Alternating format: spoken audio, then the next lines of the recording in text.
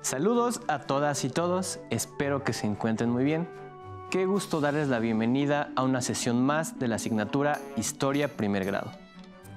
Soy Luis Axel Olivares, espero que en estos días estén aprovechando la oportunidad de estudiar en esta modalidad a través de Aprende en Casa. Recuerden mantener la sana distancia, lavarse las manos con agua y jabón durante 20 segundos varias veces al día y usar el cubrebocas de manera correcta. Al cuidarnos a nosotros mismos, cuidamos a los demás.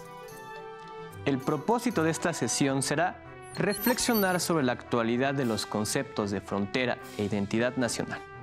Para hacerlo, estudiaremos el conflicto territorial existente entre Palestina e Israel. Antes de iniciar, les recuerdo que es importante que participen en las actividades planteadas a lo largo de la sesión. También les invito a tener cerca su libro de texto, cuaderno o hojas blancas y lápiz o bolígrafo para tomar notas. Si ya están listos, comenzamos. Como inicio, es necesario discutir en qué consiste la idea de nación, pues de ella se desprenden los conceptos de frontera e identidad nacional. Para ello, en nuestra sección Leer para conocer, les compartiré un fragmento del libro de Benedict Anderson, titulado Comunidades Imaginadas. Dice así: con un espíritu antropológico propongo la definición siguiente de la nación: una comunidad política imaginada como inherentemente limitada y soberana. Es imaginada porque aún los miembros de la nación más pequeña no conocerán jamás a la mayoría de sus compatriotas, no los verán ni oirán siquiera hablar de ellos. Pero en la mente de cada uno vive la imagen de su comunión. La nación se imagina limitada porque incluso la mayor de ellas, que alberga tal vez millones de seres humanos vivos, tiene fronteras finitas, aunque elásticas, más allá de las cuales se encuentran otras naciones. Ninguna nación se imagina con las dimensiones de la humanidad. Los nacionalistas más mesiánicos no sueñan con que habrá un día en que todos los miembros de la humanidad se unirán a su nación, como en ciertas épocas pudieron pensar los cristianos, por ejemplo, en un planeta enteramente cristiano. Se imagina como comunidad porque, independientemente de la desigualdad y la explotación que en efecto pueda prevalecer en cada caso, la nación se concibe siempre como un compañerismo profundo, horizontal. En última instancia, es esta fraternidad la que ha permitido, durante los últimos 2 siglos, que tantos millones de personas maten y, sobre todo, estén dispuestos por imaginaciones tan limitadas. Estas naciones, como comunidades imaginadas, no surgieron de la nada, tuvieron un antecedente en las antiguas comunidades religiosas. La lectura continúa. Pocas cosas son más impresionantes que el vasto territorio del Islam, que se extiende desde Marruecos hasta el archipiélago Zulú, el de la cristiandad que va desde Paraguay hasta Japón, y el del mundo budista desde Sri Lanka hasta la península coreana. Las grandes culturas sagradas incorporaron concepciones de comunidades inmensas, pero el cristianismo, el Islam Ummah y aún el Reino Medio eran imaginables en gran medida por medio de la lengua sagrada y una escritura. Todas las grandes comunidades clásicas se concebían a sí mismas como cósmicamente centrales, por medio de una lengua sagrada ligada a un orden de poder ultraterrenal. En consecuencia, el alcance del latín, el pali, el árabe o el chino escritos eran, en teoría, ilimitado. Hasta aquí la lectura. En el texto se abordaron diferentes aspectos muy relevantes que debemos considerar. Por un lado, que las naciones no han existido siempre, pues si recuerdan, las primeras sesiones de este ciclo escolar fue a partir de los siglos XV y XVI que las naciones cobraron forma en Europa. Antes de las naciones existían grandes comunidades en las que las personas se encontraban unidas a partir de ciertos rasgos particulares. El que resalta Anderson es el de la religión. De esta manera, el cristianismo, el islam y otras religiones han desarrollado la idea de que es posible crear una comunidad universal a partir de una visión compartida sobre el mundo, además del uso de una sola lengua y ciertas tradiciones. Así, para el cristianismo, el latín fungió durante la Edad Media como la lengua unificadora, mientras que para el Islam fue el árabe. Incluso hoy día, algunas de sus oraciones solo pueden ser comprendidas y recitadas en árabe. A partir del siglo XV, estas comunidades basadas en la religión dieron paso a otro concepto de comunidad, el de la nación, que, de acuerdo con la interpretación de Benedict Anderson, surgieron comunidades imaginadas en las que se crearon, inventaron o afianzaron ideas, historias, idiomas, tradiciones y comportamientos en comunidades en particular. Por ejemplo, España fue unificada bajo la idea de que los miembros de su comunidad eran y debían ser católicos, lo que llevaría, entre otras cosas, a la expulsión de los judíos y musulmanes. A su vez, se impuso con el tiempo el castellano como idioma y ya en el siglo XVI, con la expansión del Imperio Español en el mundo, se buscó replicar aquella comunidad en el continente americano. De esta manera se desarrollaron las naciones durante varios años, hasta que, en los siglos XIX y XX, los ultranacionalismos, junto con otras causas, llevaron al estallido de diversos conflictos, como la Primera Guerra Mundial y, siendo el más cruento, la Segunda Guerra Mundial. Durante la Guerra Fría, muchas naciones del mundo lucharon por conseguir su independencia, construyendo de esa manera diversas fronteras e identidades nacionales. Tras el fin de esta y la expansión de la globalización, la idea de las naciones como comunidades estáticas, que no cambian, que son cerradas, fue reduciéndose a favor de la idea de un mundo mucho más unificado. Sin embargo, como estudiaremos, esto no evitó que estallaran conflictos, cuyas causas las encontramos en momentos previos. Todo esto ha motivado a repensar el nacionalismo dentro de la globalización. Por ejemplo, ¿es posible defender la idea de una nación como una comunidad única ante un mundo globalizado, cuyas fronteras son cada vez más nítidas? ¿Acaso una persona se define más por su nacionalidad que por su carácter como persona del mundo? Como se mencionó al inicio de la sesión, para reflexionar sobre la actualidad de los conceptos de frontera e identidad nacional, tomaremos el caso del conflicto territorial que se suscita actualmente en Palestina. Pero antes debemos tener algunas nociones básicas del Islam que nos ayudarán a explicar este conflicto. Para hablar del origen del Islam, hay que trasladarnos a la península arábiga a inicios del siglo VII. Aquí surgieron una nueva cultura y una nueva religión en la que se fundieron las viejas tradiciones, con las revelaciones que tuvo el profeta Mahoma, nacido en la ciudad de la Meca. El Corán, libro sagrado del Islam, contiene los deberes del hombre hacia Dios, hacia sí mismo y hacia los demás. Mahoma comenzó a predicar el Islam desde Yatrib, que después cambió su nombre a Medina, que en árabe significa la ciudad del profeta. Ahí fundó la primera mezquita. Con el paso del tiempo, el Islam ganó adeptos en toda Arabia y luego continuó su expansión hasta convertirse en una de las religiones más importantes del mundo, con millones de practicantes a los que se les denomina musulmanes. En las últimas décadas, los medios de comunicación han relacionado el fundamentalismo islámico con actos terroristas cometidos por algunos creyentes del Islam. Pero es un error pensar que todos los musulmanes son violentos y terroristas. El fundamentalismo islámico hace referencia a todos los movimientos que pretenden solucionar los problemas políticos y sociales por los que atraviesan sus comunidades, regresando a las raíces islámicas establecidas por el profeta Mahoma en la ciudad de Medina. Promueven una vuelta al pasado para evitar influencias externas en su cultura, como las de los valores occidentales. Algunos movimientos fundamentalistas justifican el uso de la violencia para lograr este objetivo, como el régimen talibán, que dominó Afganistán de 1996 a 2001. Afganistán es una nación multiétnica que incluye pueblos como pastún, hazara, tayikos y uzbecos.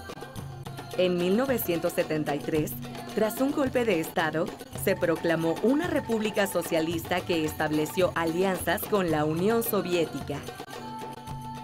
4 años después, el país vecino, Pakistán, se convirtió en un estado islámico, gobernado bajo la Sharia, como se conoce a la ley divina que incluye los principios religiosos del Islam, las normas éticas que debe seguir un musulmán y las leyes civiles. Como notaron en el video, el Islam es una religión que se expandió por los territorios que forman parte de lo que llamamos Medio Oriente. Al igual que el cristianismo y el judaísmo, el Islam es una de las grandes religiones del mundo que se caracteriza por haber surgido en Medio Oriente, entre otras cosas por tener un libro sagrado, como el Corán, así como un profeta, Mahoma. Luego de la caída y resquebrajamiento del Imperio Turco Otomano, las potencias occidentales se repartieron en Medio Oriente. Inglaterra pasó a administrar lo que se conoció como el territorio de Palestina, mientras que Francia hizo lo mismo con Siria. Las divisiones que hicieron las potencias en estos territorios no tomaron en cuenta los intereses, necesidades o problemas de las poblaciones locales. Por un lado, grupos nacionalistas árabes esperaban la formación de una Gran Arabia, es decir, una nación en la que pudieran habitar los numerosos pueblos árabes que se encontraban en Medio Oriente y parte del norte de África. Por otra parte, desde la década de los 20 y aún más después del holocausto de la Segunda Guerra Mundial, comenzó a migrar una enorme población judía hacia los territorios palestinos con el objetivo de crear su propia nación en las tierras que, de acuerdo con su religión, les pertenecían desde los tiempos antiguos de Israel. La presencia de estos dos grupos nacionalistas, árabes y judíos, se profundizó tras el fin de la Segunda Guerra Mundial, cuando en 1948 se creó el Estado de Israel, dividiendo Palestina en dos, una parte para los palestinos y otra para los israelíes. La reacción ante la creación de la nueva nación no se hizo esperar. Ese mismo año, tropas de Egipto, Siria, Transjordania, Irak, Líbano invadieron Israel, pero este último, con apoyo de algunas potencias occidentales, salió victorioso y de hecho ocupó más territorios de los que le habían reconocido inicialmente. Como estudiaron en la asignatura de geografía, este tipo de conflictos territoriales trae consigo consecuencias políticas y sociales que no logran solucionarse a corto plazo. El mundo atestiguó el surgimiento de un nuevo Estado, nación cuyo centro de unificación e identidad nacional se dio en torno a demandas religiosas e históricas muy diferentes a las naciones europeas. ¿Qué elementos se imaginan que conforman las ideas de nación de personas que han sido expulsadas de sus hogares? Durante el resto del siglo XX se suscitaron otros enfrentamientos entre el Estado de Israel y sus vecinos por controles territoriales y recursos naturales. Dentro de las disputas que se originaron en la región está la cuestión de la ciudad de Jerusalén. Esta ciudad es importante para tres de las religiones más grandes del mundo, pues, de acuerdo con cada una de sus creencias, allí fue crucificado Jesús de Nazaret. Para los cristianos, para los musulmanes, Mahoma tuvo un momento de ascensión al cielo, y para los judíos, porque en ella se encuentran los restos del Templo de Salomón, uno de sus gobernantes bíblicos. Como recordarán, desde la Edad Media, Jerusalén fue motivo de conflicto debido a que los cristianos europeos buscaban conquistar la ciudad de manos de los musulmanes. Aunque lo lograron en un primer momento, los seguidores del Islam recuperaron la ciudad para ellos hasta 1949, cuando, tras la guerra de Israel y sus vecinos, Israel la proclamó como su ciudad capital. En el desarrollo de este conflicto, el Estado palestino se ha visto reducido territorialmente a menos de la mitad de su superficie original, tal y como era reconocido a principios del siglo XX. A los diferentes levantamientos armados de la población palestina se les conoce como intifada, los cuales tienen diferentes objetivos, ya sea la liberación de los territorios palestinos o bien la destrucción del Estado de Israel. A pesar de que se contabilizan 3 intifadas, hay continuos levantamientos armados y protestas por parte de palestinos y musulmanes en toda la región. Todos estos conflictos han transformado tanto a Palestina como a Israel, al igual que los sentimientos nacionalistas de sus habitantes. De acuerdo con Martin Martinelli, durante más de medio siglo desde 1948 se han desarrollado 3 movimientos palestinos principales: cada uno con su ideología: el Movimiento de Nacionalistas Árabes, MNA, Fatah y Hamas. En primer término, el Movimiento de Nacionalistas Árabes representó la fase nacionalista árabe y el panarabismo, que dominó la política árabe en la década de 1950 y comienzos de 1960. En segundo término, el Fatah, en árabe Apertura y acrónimo inverso de Movimiento Nacional de Liberación de Palestina, es una expresión de un nacionalismo palestino laico más específico. Por último, el Hamas, en árabe Entusiasmo y acrónimo inverso de Movimiento de Resistencia Islámico, representa la variante religiosa del nacionalismo palestino y refleja la corriente islámica desde mediados de la década de 1980. Cada uno de ellos detentó un periodo de mayor influencia. De forma aproximada, Fatah desde 1967 hasta finales de 1980 y Hamas desde la década de 1990 hasta la actualidad. El nacionalismo, que funge como sentimiento de identidad entre los palestinos, ha sufrido diferentes cambios. Ha ido de buscar la unión entre árabes a la formación de un Estado palestino laico, hasta lo que predomina hoy como un carácter mucho más religioso. Esto le otorga una variedad muy amplia a la identidad nacional de los palestinos, pues las tres visiones coexisten. Pero esta tendencia a que existan diversas formas de identidad nacional ligadas a la religión es algo regional. Dentro de estos casos tenemos el gobierno de Irán, donde la política es definida en buena medida por la interpretación que hacen los gobernantes del Corán. Estos nuevos nacionalismos de corte religioso explotan valores que van más allá de la identificación con un territorio en común. Al sentirse identificados con una religión, están considerándose dentro de una comunidad universal, la cual, en teoría, no debe tener fronteras. Es decir, se trata de una forma de nacionalismo tanto político, al identificarse como parte de una comunidad que interactúa con otras, como un nacionalismo más espiritual guiado por las creencias religiosas en una sociedad universal.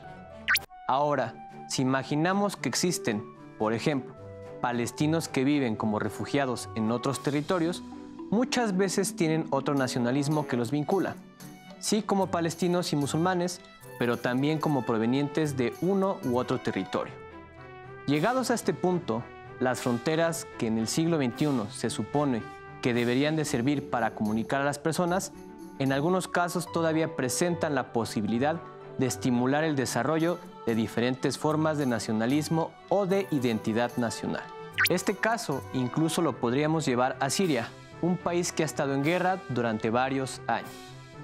Para complementar lo mencionado, veamos y escuchemos el siguiente video. Uno de los principales factores en el conflicto bélico de Siria es su ubicación geográfica. Se localiza al suroeste de Asia, en una zona estratégica que es paso hacia los mayores yacimientos de petróleo en el mundo. A lo largo de su historia, esta región ha sido punto de intercambio comercial, social y cultural entre Oriente y Occidente. Su control ha sido disputado por múltiples imperios, gobiernos y poderes. El territorio sirio forma parte del desierto, por el que se puede trasladar directamente petróleo y gas natural del Golfo Pérsico hacia Europa Occidental. Algunas potencias mundiales buscan el dominio de la zona para garantizar el abasto de tales energéticos. Otro factor es el relacionado con la cultura y la religión. En la milenaria historia de su territorio, han existido numerosos pueblos, así como importantes religiones monoteístas, es decir, que creen en un solo Dios. La existencia de Siria como país data desde finales de la Primera Guerra Mundial, y sus fronteras fueron impuestas a conveniencia de Francia e Inglaterra, sin tomar en cuenta la diversidad de culturas que habitaban allí. Quienes conforman el gobierno profesan el chiismo, mientras que la mayoría de la población es suní. Ambas son ramas principales del Islam. Todo ello dificulta la formación de una identidad nacional común y contribuye a la inestabilidad. La política siria es inestable debido, entre otras cosas, a un gobierno severo y dominante que fue encabezado por Hafez al-Assad durante 30 años y continuado por su hijo Bashar al-Assad. A lo cual se suma el descontento de la población por la débil economía y la constante represión. Las revueltas en los países árabes durante 2011, con las que la población exigía mayor democracia, influyeron en el inicio del conflicto en Siria, pero fueron reprimidas con violencia. Actualmente son varios los actores que intervienen en el conflicto: el gobierno, el ejército y sus grupos armados, la Coalición Nacional Siria, el Frente Kurdo y los grupos terroristas. Además, están involucrados otros países que tienen interés en controlar esta zona estratégica de acceso directo a los recursos energéticos del Golfo Pérsico, por lo que apoyan con armamento a los distintos grupos según su conveniencia. Algunos otros rivalizan con el régimen para afianzarse como potencia en la región. Y otros respaldan al gobierno por intereses militares o por buscar su expansión económica en la zona. Como se presentó en el video y a través de esta sesión, las diferencias religiosas, incluso al interior de una nación, pueden ocasionar diferentes conflictos, porque cada una de ellas trae consigo una forma de identidad nacional particular. En el proceso de la globalización, la existencia de estos nacionalismos religiosos nos invita a reflexionar hasta qué punto estamos muy cerca de crear un mundo en donde las fronteras no signifiquen un peligro o un objeto de disputa. Es momento de proponerles un reto. Ustedes forman parte de una nación, la nación mexicana. Reflexionen y respondan en su cuaderno. ¿Se identifican con México como nación? ¿Por qué? ¿Qué factores, sentimientos, ideas, personas los vinculan con este país? ¿Qué características podría tener su identidad nacional al vivir en otro país? No olviden que pueden consultar sus libros de texto de historia y geografía. Listo, terminamos, pero aún nos queda mucho por explorar y descubrir. Así que nos vemos pronto aquí en Aprende en Casa. Hasta la próxima. Si tienes dudas o necesitas ayuda, llama al Centro de Apoyo Pedagógico a Distancia. El número de teléfono para secundaria es el 55 36 01 71 23. Si requieres consultar los libros de texto en versión digital, recuerda que los puedes encontrar en la página conalitec.cep.gov.mx. Y recuerda que también cuentas con el sitio aprendeencasa.cep.gov.mx, en donde podrás ver nuevamente los videos de los programas y además encontrarás actividades para fortalecer tus aprendizajes. También te invitamos a que consultes la plataforma nuevaescuelamexicana.cep.gov.mx.